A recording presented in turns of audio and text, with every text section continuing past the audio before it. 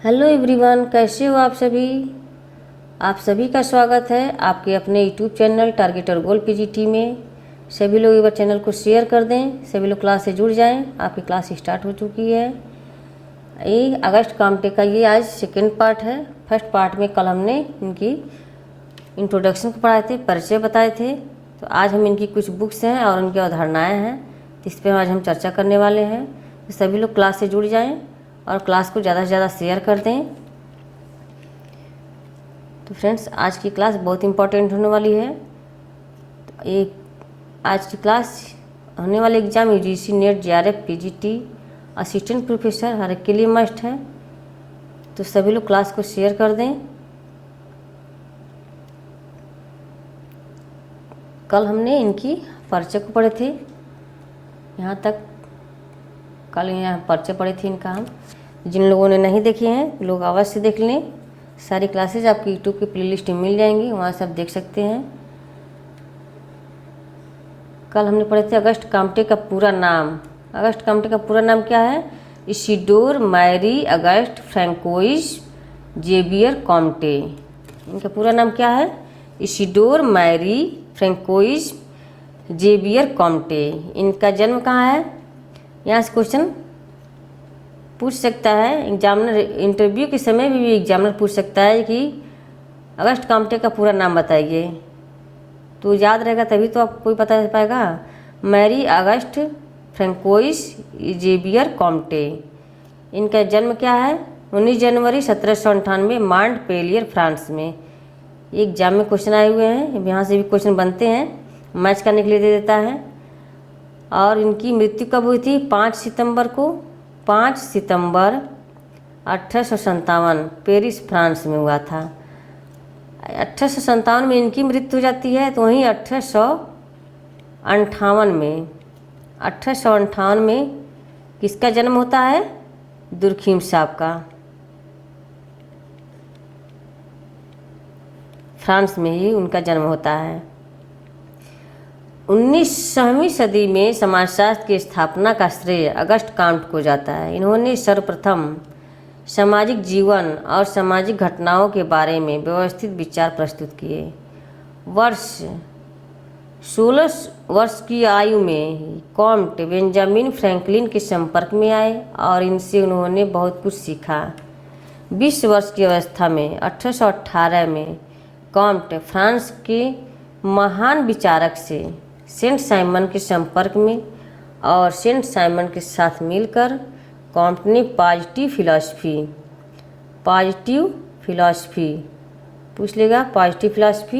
पुस्तक की रचना की और साथ ही सामाजिक सुधार की अवधारणा को ग्रहण किया था।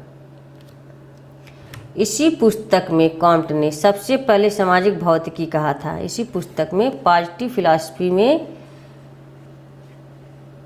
सबसे पहले अगस्त कामट ने क्या कहे थे? सामाजिक भौतिकी कहा। लेकिन बेल्जियम के एक खगोल शास्त्री क्विटलेट ने सामाजिक भौतिकी शब्द को चुरा लिया और an essay on social physics नामक पुस्तक की रचना की। अगस्त कामट ने 1818 में कामट फ्रांस के महान विचारक सेंट साइमन के संपर्क में आए और सेंट साइमन के साथ मिलकर के पॉजिटिव फिलॉसफी पुस्तक की रचना की। और इसी पुस्तक में इन्होंने सामाजिक भौतिकी कहा था। सबसे पहले सामाजिक भौतिकी कहा था। लेकिन बेल्जियम के एक खगोल शास्त्री जो थे, ये क्विटलेट नाम के, ये सामाजिक भौतिकी शब्द को चुरा लिया और उन्होंने an essay on social physics नामक पुस्तक की रचना कर डाली। तो यहाँ से भी क्वेश्चन बन जाएंगे कि किस विद्वान ने अगस्त कामटे की सामाजिक भौतिकी को an essay on social physics नामक पुस्तक की रचना की थी। तो ये क्या हो जाएंगे? क्विटलेट हो जाएंगे। यहाँ पर ये क्विटलेट हो जाएंगे। An essay on social physics नामक पुस्तक की रचना की। इससे आहत या दुखी होकर के कामट ने समाजशास्त्र शब्द के रूप में अलंकृत किया। कब किए थे? 1838 में। अतः इस कारण कॉम्ट को समाजशास्त्र का पिता कहा जाता है। सेंट साइमन से मतभेद होने के कारण वर्ष 1825 में कॉम्ट इनसे अलग हो गए। वस्तुतः कॉम्ट ने सेंट साइमन से निम्नलिखित दो महत्वपूर्ण बातों को ग्रहण किया: वैज्ञानिक दृष्टिकोण व विज्ञानों का वर्गीकरण। दूसरा है दर्शन शास्त्र व वास्तविक लक्ष्य सामाजिक होना चाहिए। दर्शन शास्त्र का वास्तविक लक्ष्य सामाजिक होना चाहिए और समाज को पुनर्निर्माण की समस्याओं का वैज्ञानिक समाधान किया जाना चाहिए। नोट: कॉम्ट की रचनाओं का मुहावरा प्रगति व व्यवस्था है, अतः व्यवस्था का विकास ही प्रगति है। कॉम्ट के अनुसार समाजशास्त्र एक ऐसा विज्ञान होगा जो सामाजिक उन्नति एवं विकास से संबंधित सामान्य सिद्धांतों एवं निर्णयों की स्थापना करेगा। कॉम्ट के अनुसार समाजशास्त्र एक ऐसा विज्ञान होगा जो सामाजिक उन्नति एवं विकास से संबंधित सामान्य सिद्धांतों एवं निर्णयों की स्थापना करेगा तथा भावी अनुसंधान तथा कार्यों का निर्देशन करेगा। कॉम्ट की अध्ययन विधि, इनकी अध्ययन विधि क्या है?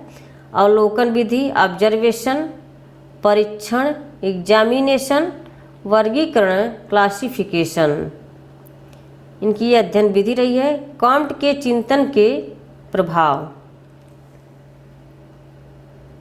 तत्कालीन फ्रांस एवं यूरोप की सामाजिक परिस्थितियाँ का इनको प्रभाव पड़ा था। यूरोप में औद्योगिक क्रांति का भी इनको प्रभाव था। फ्रांस की क्रांति 1789 में जो हुई थी, ये सब इन पर बहुत ही प्रभाव पड़े थे। ये अब यहाँ पे हम यहाँ से इनका आज यहाँ से स्टार्ट होगा। प्रमुख रचनाएं, तो इनकी प्रमुख रचनाएं हैं plan of the scientific operations necessary for the reorganisation of society, लिखी गई थी 1822 में। 1822 में इसी पुस्तक में कांट और सेंट साइमन ने यह आग्रहपूर्वक कहा कि राजनीति को सामाजिक भौतिकी बना देना चाहिए। इसी पुस्तक में सेंट साइमन और अगस्ट कॉम्टे ने कहा कि राजनीति को सामाजिक भौतिकी बना देना चाहिए। पॉजिटिव फिलॉसफी जो 1830 से 1842 के बीच में लिखी गई थी, ये 6 खंडों में थी। 6 खंडों में, ये भी इम्पोर्टेंट है, यहाँ से क्वेश्चन बने हुए हैं। सिस्टम ऑफ पॉजिटिव पॉलिटी, ये 4 खंडों में, ये 4 खंडों में है। Religion of humanity, positive religion, education and society, ये इनकी पुस्तकें हैं। और इनकी अवधारणाओं को देख लेते हैं। प्रमुख अवधारणाएं: 3 स्तरीय सिद्धांत या प्रगति का नियम या रेखीय सिद्धांत, law of 3 stage, law of 3 stage.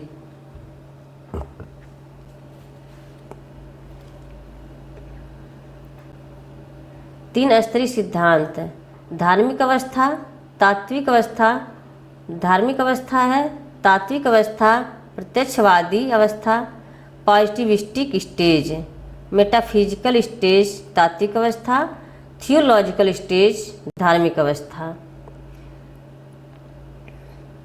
इन सभी की इन्होंने किस पुस्तक में उल्लेख किए हैं? तो द पॉजिटिव फिलॉसफी में।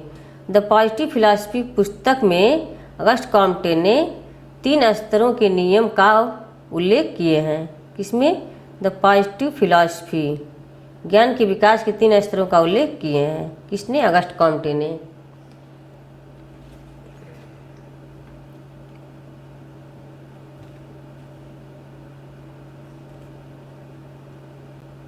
अगस्ट कॉम्टे ने के अनुसार ज्ञान की 3 शाखाएं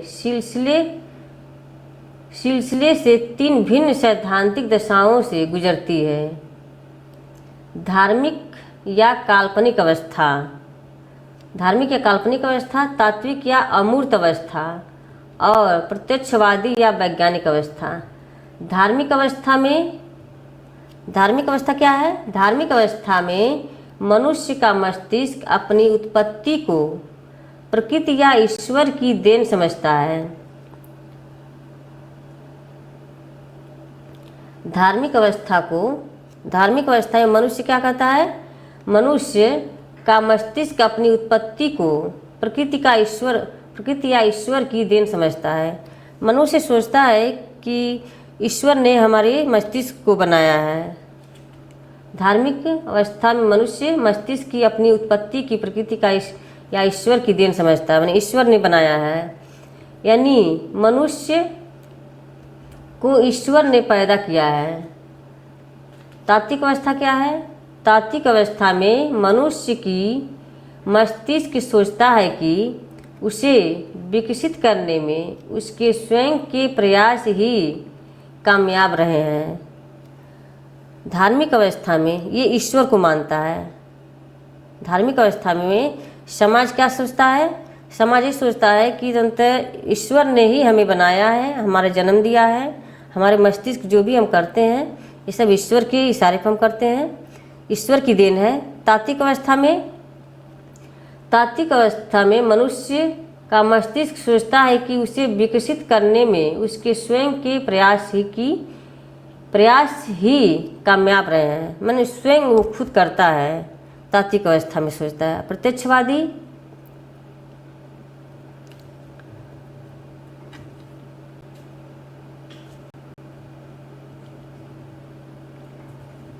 उसके विकसित करने में उसके स्वयं के प्रयास की कामयाब रहे हैं। और अंतिम अवस्था वैज्ञानिक में यह खोज करने की कोशिश करता है कि मनुष्य की इस संपूर्ण प्रगति के पीछे कौन से नियम हैं। प्रत्यक्षवादी या वैज्ञानिक अवस्था पॉजिटिविस्टिक स्टेज में यह खोज करने की कोशिश करता है कि मनुष्य की इस संपूर्ण प्रगति के पीछे कौन सा नियम है। धार्मिक अवस्था में सोचता है कि सब कुछ ईश्वर को मानता है। यहाँ पर तात्विक अवस्था में सोचता है कि हम खुद अपने प्रयास से ही कामयाब हुए हैं।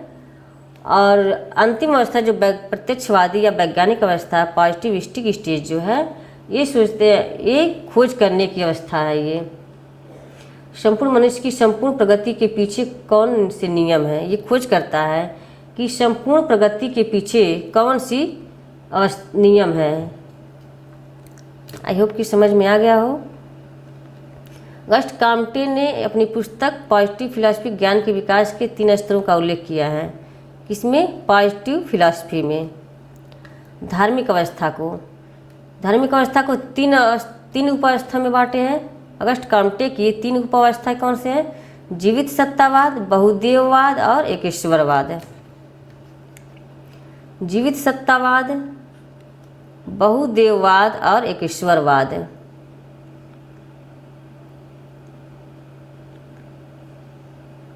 जीवित सत्तावाद, तो इसमें क्या होता है? प्रत्येक वस्तु में, चाहे वह सजीव हो या निर्जीव, जीवन की कल्पना मनुष्य द्वारा की गई है। इसमें कहा गया है कि प्रत्येक वस्तु में, चाहे वह सजीव हो या निर्जीव, जीवन की कल्पना मनुष्य द्वारा ही की गई है। बहुदेववाद में विभिन्न देवी देवताओं की कल्पना की गई है। बहुदेववाद में विभिन्न देवी देवताओं की कल्पना की गई है और उनका संबंध विभिन्न प्रकार की घटनाओं से माना गया है। सी में एकेश्वरवाद, एक ईश्वर की कल्पना धार्मिक अवस्था का अंतिम चरण है। एकेश्वरवाद में एक ईश्वर की कल्पना धार्मिक अवस्था का अंतिम चरण है। तात्विक अवस्था में तात्विक या अमूर्त स्तर, इसमें ये होता है व्याख्या या बोध का स्रोत। अमूर्त या निराकार की शक्ति, मानव के तर्क क्षमता में बुद्धि, अलौकिक शक्ति एक मिथ्या है, धार्मिक और वैज्ञानिक के बीच की अवस्था, राजनैतिक सत्ता, ये सब क्या है? तात्विक अवस्था है।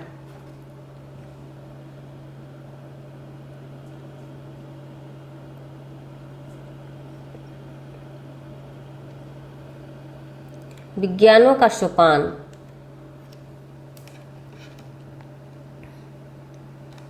विज्ञानों का सोपान में विज्ञानों का सोपान हायरार्की ऑफ द साइंसेज, सामाजिक और प्राकृतिक विज्ञानों का निम्न सोपान किए हैं। गणित शास्त्र, खगोल शास्त्र, भौतिक शास्त्र, रसायन शास्त्र, गणित शास्त्र।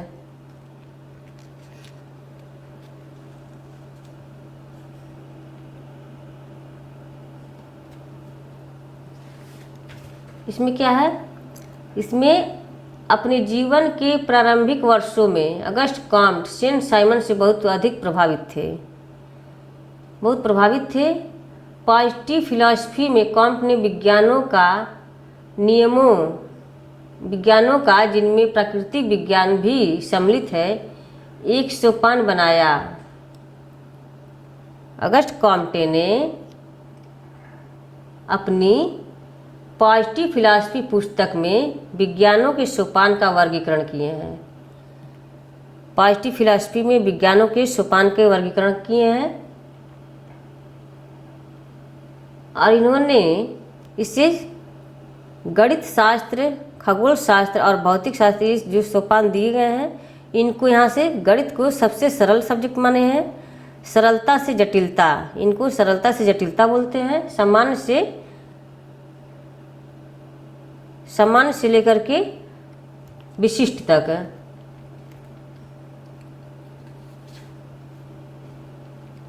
सबसे सरल विषय या घटनाओं का अध्ययन करता है। सबसे सरल विषय किसको माने इन्होंने? गणित शास्त्र को। और सबसे कठिन सब्जेक्ट किसके माने हैं? समाज शास्त्र को।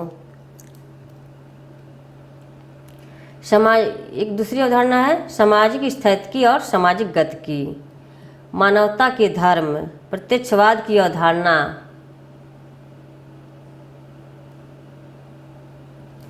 लेविस कोजर और जोनाथन टर्नर ने अगस्ट कॉम्ट के 3 स्तरों के नियमों की आलोचना की है। अगस्ट कॉम्ट के 3 स्तरों के नियम की आलोचना किसने की है? लेविस कोजर और जोनाथन टर्नर ने। इससे आप लोग याद रखिएगा, यहाँ से भी क्वेश्चन पूछ लिया जाता है। जोनाथन टर्नर का ये कौन, उनकी 3 स्तरों के नियमों का कौन आलोचना किया था? तो फ्रेंड्स, आज की क्लास कैसी लगी? आई होप कि क्लास पसंद आई हो। मैंने कोशिश की है आपको समझाने के लिए। अच्छा लगा हो क्लास तो शेयर अवश्य कीजिएगा। ओके, क्लास को समाप्त करते हैं। Okay, bye bye. Thanks for watching, to take care, bye bye.